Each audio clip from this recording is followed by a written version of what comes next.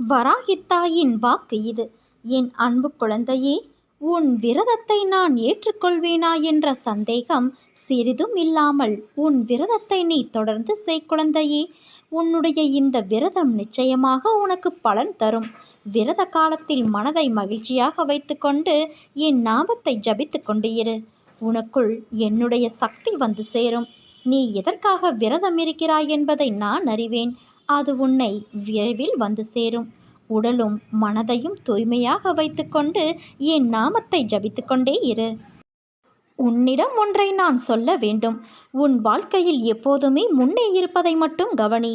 உன்னை பின்னோக்கி இழுக்கும் எந்த ஒரு விஷயத்தையும் யோசித்து பார்க்காதே.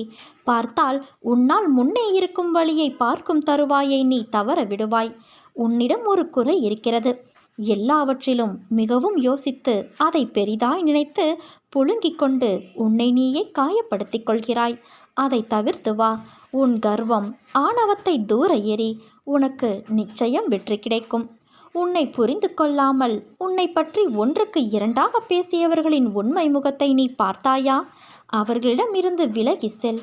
அவர்கள் அப்படித்தான் என்று தெரிந்த பிறகு அவர்களை நம்பி உன் நிம்மதியை நீ இழந்து விடாதே. அவர்களை என்னிடம் விட்டுவிடு. நம்பிக்கை துரோகம் செய்தவர்களுக்கு நான் பாடம் புகட்டுவேன். நீ வருந்தாதே குழந்தையே. அவர்கள் அப்படி பேசினார்கள் என்றால் அது உண்மையாகுமா? எனக்கு தெரியும். என் குழந்தை எப்படி என்று எனக்கு தெரியும். நீ கண் கலங்காதே. அவர்களுக்கு உன் அன்னையான நான் நிச்சயம் புரிய வைப்பேன். கஷ்டங்களும் துன்பங்களும் வருகிறதே என்று நினைத்து வருந்தாதே. அப்படி வருவது எதுவானாலும் அது தீவினை பயனே.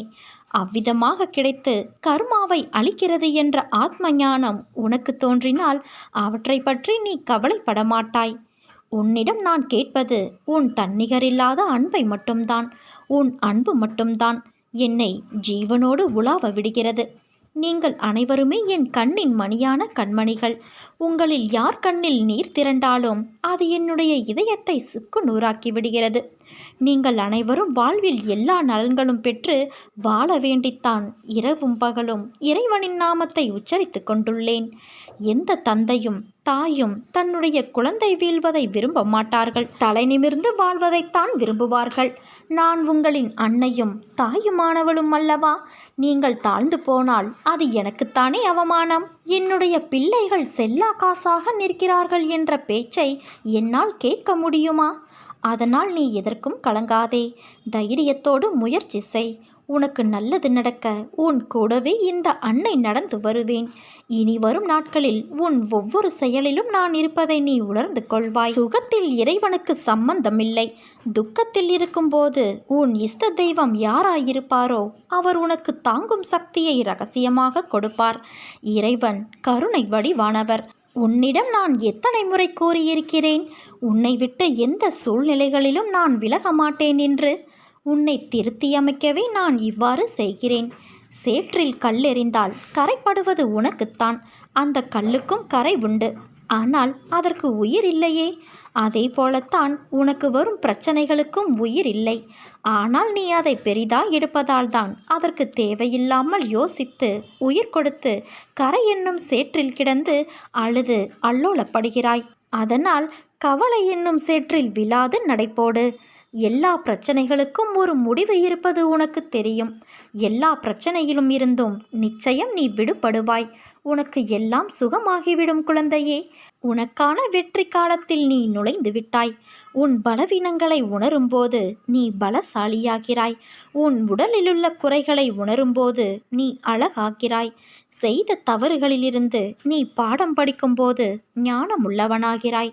என்னிடம் பிரார்த்தனை செய்த பிறகும் பிரச்சனை தீரவில்லை என்றும் இருந்த நிலை அதிகமாகிவிட்டது என்றும் அவசரப்பட்டு முடிவு செய்துவிடாதே.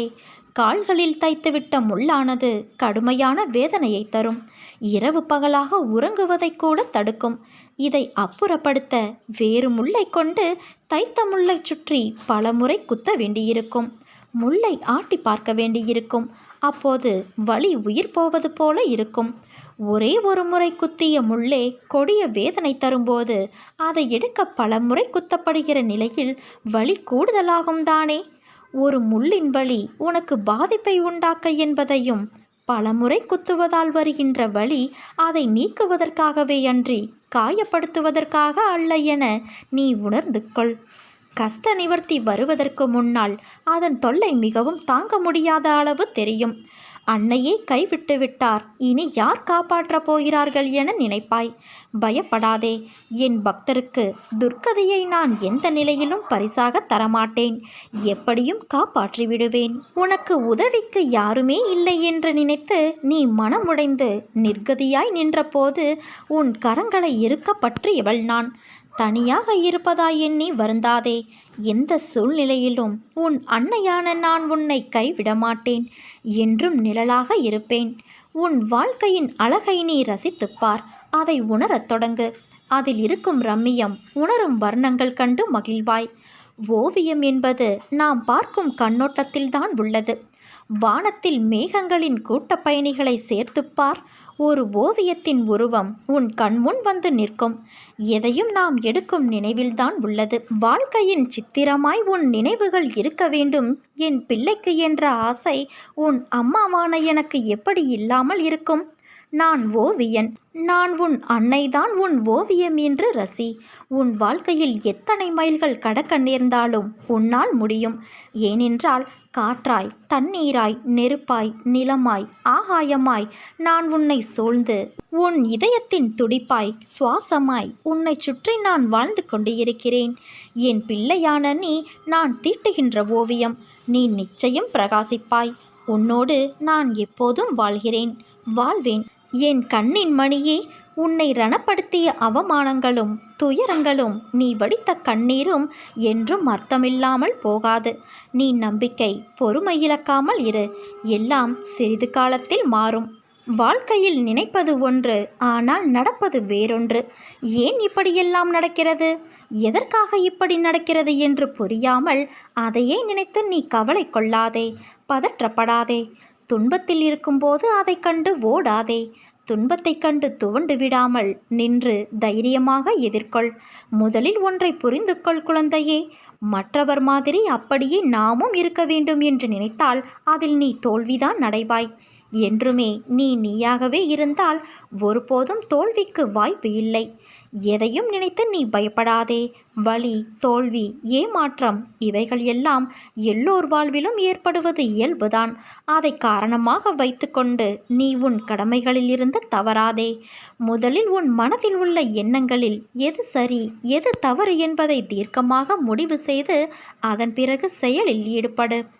வாழ்வில் நீ சந்திக்கும் சூழ்நிலைகள் எதுவானாலும் மகிழ்ச்சியோ துன்பமோ அதை சமமாக பாவிக்கும் மனப்பக்குவத்தோடு நீ இருந்தால் உன் மனதில் தேவையில்லாத கற்பனைகளும் குழப்பங்களும் வராது. இதுவரை தோற்றதையும் நம்பிக்கை இழந்ததையும் ஒரு அனுபவமாக எடுத்துக்கொள். நீ வாழ்வில் முன்னோக்கி செல்ல அது நிச்சயம் உனக்கு உதவி புரியும். வாழ்க்கை என்றுமே வாழ்வதற்கு மட்டுமே. நீ விரும்பிய அனைத்து வளங்களும் உன்னை வந்து சேரும் நாள் வெகு தொலைவில் இல்லை. நல்லதே நடக்கும். என் வார்த்தைகள் மீது நம்பிக்கை வைத்து செயல்படு. உன் அருகிலேயே தான் நான் இருக்கிறேன். உன்னை விட்டு நான் விலகுவதும் இல்லை. உன்னை விலகி போகும்படி உன் அன்னையான நான் செய்வதும் இல்லை. கஷ்ட காலங்களில் தைரியத்தை இழக்காதே. உன்னால் நடக்க முடியாத போது சுமக்க தயாராக உன் அன்னையான நான் இருக்கிறேன் என்பதை நினைவில் வைத்து கொண்டால் வாழ்க்கை பயணம் சுலபமாகும். முடிவும் கண்டிப்பாக இனிமையாகும். நீ நம்பிக்கையோடு இரு. நல்லதே நடக்கும்.